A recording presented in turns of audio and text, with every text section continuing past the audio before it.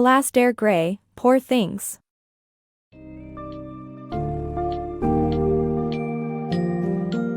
Prepare to plunge into the vibrant and chaotic world of Victorian Glasgow with A Poor Things by Alasdair Gray, a novel that challenges our understanding of reality and history. Set against the backdrop of a city in transformation, Poor Things intertwines history and fiction to explore weighty themes like feminism, identity, and the relativity of truth.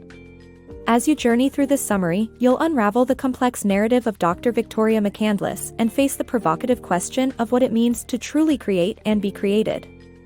With its postmodernist flair, the book poses a captivating challenge: how do stories shape our perception of the past and our present realities?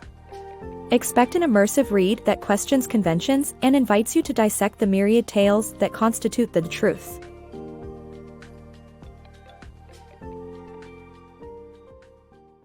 Echoes of Glasgow. Alasdair Gray invites readers to wander through the time-worn streets of Glasgow, where remnants of the Victorian age linger like the haunting echoes of a forgotten era. At the heart of Glasgow's heyday stood eminent scientists and philosophers who ignited the industrial age, birthing the steam engine and the tenets of capitalism. The city thrived, crafting the empire's ships and shaping its economic minds. Yet, by the late 20th century, this bustling epicenter had become a shadow of its former self, its storied shipyards dismantled and grand architecture supplanted by pragmatic motorways and shopping malls. Amidst this turmoil, Michael Donnelly emerges, a historian fiercely dedicated to preserving Glasgow's soul. To him, the rampant redevelopment feels like an erasure of history, a vandalism of the city's spirit. In salvage missions through the city's debris, he unearths treasures, discarded portraits, neglected keepsakes, and, most profoundly, forgotten narratives. One such day yields a treasure trove from a defunct legal office, marked with the name of Victoria McCandless, the inaugural female doctor of Glasgow University. In his hands, Donnelly holds a book penned by Archibald McCandless, Victoria's husband. Dubiously titled Episodes from the Early Life of a Scottish Public Health Officer, its legitimacy is immediately contested by a critical letter from Victoria herself, decrying the account as a distortion of her life. Years later, in 1990, Donnelly stumbles across this find again and entrusts it to his friend, the Glaswegian writer Alasdair Gray. Upon reading, Gray dubs the tale a lost masterpiece, albeit one teetering between history and invention. While Gray claims to discern truth within its pages, Donnelly sees nothing but imaginative allegory. Despite their contrasting views, the two resolve to present the text anew, woven with Victoria's rebuttal, leaving readers to unravel the tangled threads of truth and fiction. Gray's novel seizes the complexities of history and story, presenting the past not as an inert relic but as a dynamic arena of narratives and interpretations. In the interplay between Donnelly and McCandless, Gray masterfully depicts history as a landscape shaped by the stories we opt to tell or discard. Each story competes for dominance, and every object rescued from oblivion demands its narrative be heard. Critics label Poor Things as a postmodern exploration, leaning into the notion that reality is not a singular entity to be uncovered, but a tapestry woven from collective agreement and contention. The challenge Gray poses is whether such shared realities can ever be reached. For McCandless, his narrative is indisputable truth; for Donnelly, it's a theatrical fiction. Victoria brands it a distorted caricature. The ultimate arbiter is you, the reader, left to navigate this labyrinth where fact and fiction entwine as tightly as the cityscape of Glasgow, every corner a story, every shadow a secret from the Victorian world whispering across time. The making of Bella Baxter. Archibald McCandless's tale unfolds in the year 1878, marked by the death of his mother. With her passing, she entrusted him with her scant savings, urging him to forge a better path. Her modest endowment allowed him to pursue a medical degree at Glasgow University. Surrounded by affluent peers, McCandless, the progeny of impoverished farmers, found camaraderie elusive. Yet, in this sea of opulence, he encountered Godwin Baxter, an eccentric figure with an even more peculiar appearance. Godwin, the progeny of a lauded surgeon, stood at a towering 7 feet, bearing the peculiar proportions of a child. His high-pitched voice bore a jarring contrast to both sight and sound. Despite finding Godwin's presence off-putting, McCandless's yearning for connection outweighed his revulsion, leading him to accompany Godwin on his daily walks with ears protected. In these shared moments, Godwin unveiled the groundbreaking innovations he had refined. His father had discovered the key to preserving life, knowledge inherited by Godwin, who advanced this science of halting respiration, circulation, and digestion while preserving cellular vitality. Traditional medicine perceived life as a mere disturbance in an otherwise lifeless form, yet Godwin had elevated this morbid practice to an art form capable of generating life. At first, McCandless dismissed Godwin's revelations as lunacy. Yet, fate intervened when Godwin approached him, unusually joyous, proclaiming he had met a woman who loved him, a woman whose very existence was owed to him. The affliction she had suffered? Death itself was her ailment. Intrigued, McCandless visited Godwin to meet this marvel, Bella. Bella stood in stark contrast to Godwin's grotesqueness, with beauty that evoked awe. Yet, her mind was starkly underdeveloped, akin to that of a child. Godwin, beaming with optimism, assured McCandless of her rapid cognitive growth, revealing that weeks prior, she had exhibited the mentality of an infant. This revelation induced a sensation of malaise in McCandless. He suspected that Bella was the result of one of Godwin's experiments. Sensing his distress, Godwin offered McCandless port and began his confession. In February 1880, a woman, desperate in her state, had attempted suicide while pregnant. Though retrieved by the police, her body exhibited no trace of life. Godwin, called to assess the situation, discerned the potential to save her but hesitated to return her to a tormenting world. Instead, he preserved her body using his late father's techniques, awaiting a claim that never came. With the cadaver eventually turned over for research, he transplanted the unborn child's brain into the woman's body, reviving them both. Thus, Bella emerged, a child within an adult vessel. The circumstances prompted introspection in Godwin's creator. Alasdair Gray, the novel's author, candidly admitted his struggles to vividly construct female character perspectives, a limitation he poked fun at through satire in Poor Things. Baxter, in Bella's eyes, addressed as God, embodied the author, conjuring a woman by expunging her brain, the source of complex feminine thoughts he grappled with. The unsettling fantasy presented, a woman blessed with adult allure devoid of an adult mind, invites scrutiny. McCandless, assuming the role of moral arbiter, perceives Godwin's creation as embodying an age-old male fantasy, the longing for an innocent, trusting soul nestled in a stunning feminine form. This ideology, however, reflects McCandless's own Victorian illusions, a champion who believes women flourish under patriarchal guardianship. Yet, Bella's ultimate liberation hinges not on a man but on her own growth and education. Bella's bold escape. In 1884, a determined 28-year-old named Bella decided to embark on a journey of self-discovery, abandoning her engagement to Dr. McCandless, despite his devotion, and running off with Duncan Wedderburn, a charming but unscrupulous lawyer. Wedderburn was notorious for corrupting unsuspecting women, but Bella was drawn to his dangerous appeal, craving the change and adventure he represented. After all, she believed even those labeled as wicked deserved love, just as much as the virtuous. Their European escapade quickly unraveled, revealing much about Wedderburn and Bella herself. Correspondence from Wedderburn, sprinkled with bizarre references to witches and demons, emphasized his mental unraveling. He painted Bella as a tempestuous force who exhausted his resources and vitality, eventually leaving him destitute in Paris.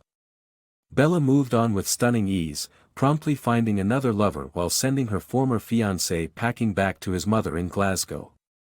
Wedderburn woefully concluded that Bella, far from a damsel corrupted, was a formidable force in her own right. Bella's correspondence, arriving from cities spanning Brussels to Marseille, narrated her adventures with increasing maturity and eloquence. Initially, Bella's letters retained a youthful naivety, but soon reflected the insights of an intelligent woman crystallizing through her experiences. Wedderburn, whom she mocked for his lack of substance beyond mere seduction, paled in comparison to the depth she encountered elsewhere. On a ship from Odessa to Marseille, Bella met Mr. Astley, a British businessman consumed by a cynical philosophy that life is nothing more than an unending battle governed by nature's ruthless laws.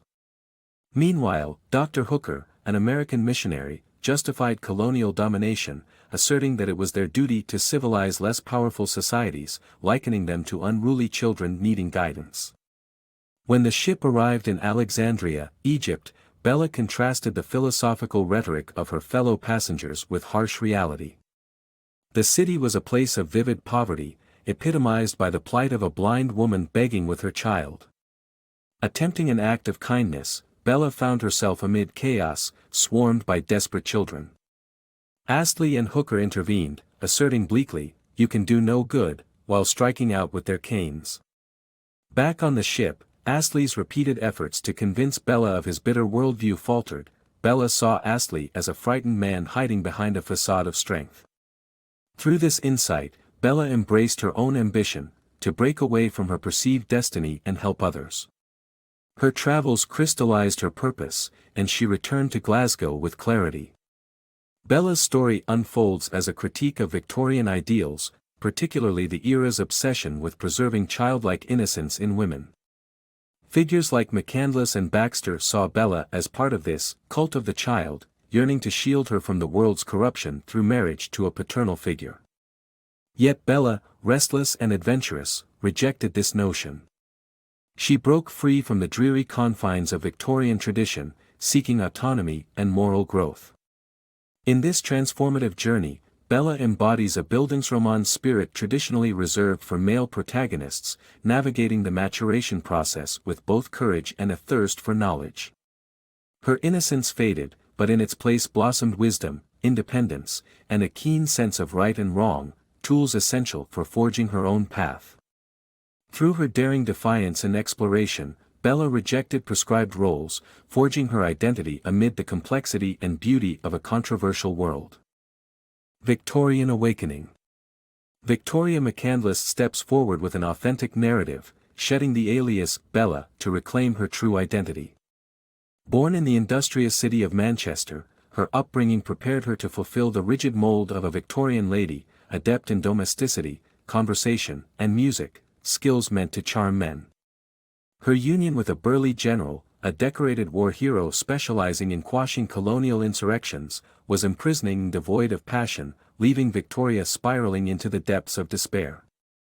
Misdiagnosed with a supposed obsession, she almost fell prey to a barbaric remedy when her physician suggested a mutilating surgical cure.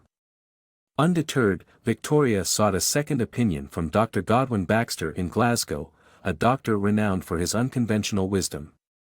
His advice was simple yet profound: dismiss the erroneous diagnosis and extricate herself from the oppressive marriage, an arduous task in a time when divorce was unattainable for women. Testing Baxter's resolve, she inquired whether he'd shelter a desperate woman if she came fleeing. His long, contemplative pause culminated in a promise of refuge. 2 weeks later, Victoria found solace on Baxter's doorstep, carving out a new chapter under the guise of his niece. Her arrival marked not the predictable escape but a bold journey into autonomy. While her love for Baxter blossomed unreciprocated, as his perspective was that of a guardian rather than a suitor, Victoria adapted by immersing herself in his passions, medicine. An astute learner, she flourished under Baxter's tutelage, entering nursing and ultimately pioneering as Glasgow University's first female medical student. Their professional relationship complicated as Baxter yearned for solitude again. Perceiving Victoria's new suitor, Archibald McCandless, as a solution, Baxter championed McCandless's earnest nature, not an intellectual equal but a steady-hearted companion for Victoria. She, persuaded by Baxter's practical reasoning, married McCandless, aligning personal affection with her grand ambitions. Together, Victoria and McCandless crafted a life committed to humanitarianism and medicine. Although her commitment to social reform, particularly women's suffrage and contraception advocacy, flourished, it was not born overseas but from the gritty beds of Glasgow's impoverished quarters. Her relentless endeavor for societal progress was supported by McCandless, who, albeit flawed, steadfastly believed in and aided her cause. What provoked McCandless to diverge with a Gothicized version of Victoria's legacy? Victoria mused two possible motives: the grip of illness, clouding his perception as he wrote, or an unresolved rivalry. Baxter, their mentor and Victoria's unspoken love, arguably eclipsed McCandless's own medical career and heart. In his narrative, McCandless grotesquely retaliated against Baxter by morphing him into a Frankensteinian figure, echoing Mary Shelley's cautionary tale. This literary reflection underscores a cultural dread similar to Frankenstein's rampant creature. The burgeoning emancipation of women posed an existential threat to the patriarchal status quo. In an era where such progress was viewed as a contentious social experiment, Victoria stands as a testament to the resilient women documented in Victorian memoirs. Her life story strides the dichotomy, simultaneously demystifying a monstrous myth and championing the uplifting journey of Victorian women breaking through societal barriers.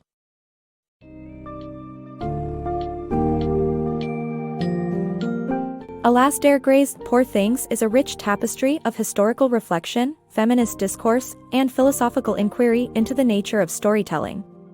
By the novel's end, readers grasp the multiplicity of narratives that define history and how these contrived layers can both obscure and illuminate truth. Through the story of Victoria McCandless, Gray critiques Victorian ideals while advocating for women's autonomy and education. His playful examination of postmodern themes challenges our notion of reality, demonstrating that what we see as a truth is often a crafted story. As the characters debate history's fictionality, we are left pondering the lasting impact of our narratives. For readers, the closure of this literary journey is an invitation to question and redefine their understanding of the past, laying bare the powerful influence of storytelling on human identity and societal progression.